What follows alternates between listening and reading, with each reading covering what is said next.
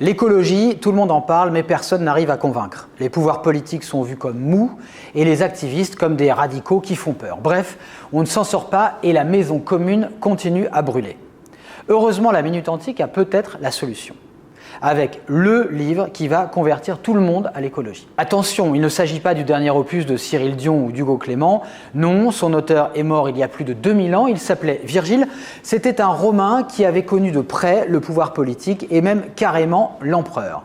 Mais pour lui, qui avait aussi vécu la guerre civile et l'instabilité du monde, l'essentiel était désormais de veiller sur la terre que nous habitons, car nous n'en avons qu'une.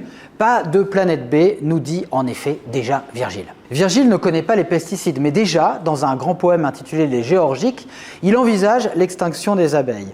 Pas de climat déréglé à son époque, pas de pollution chimique ou de surexploitation des sols, mais déjà, il faut, nous dit-il, laisser se reposer la terre. Ne pas, je le cite, hésiter à jeter la cendre des déchets sur les champs épuisés. C'est déjà la naissance de l'engrais naturel. Ce texte, qui combine le traité d'agriculture, d'apiculture, d'élevage, est au fond le premier manifeste écolo. Et ça marche, parce que c'est écrit comme un poème d'amour adressé à la nature.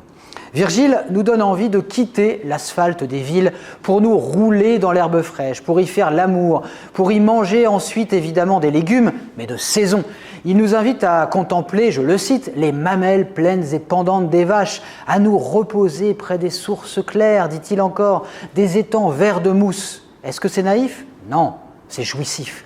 Pour Virgile, il faut être attentif aux vivants qui nous entourent, il faut en prendre soin, ce qui se dit en latin cura, qui a donné cure, comme dans une cure de vitamines. Virgile, c'est le Romain qui va sauver la planète.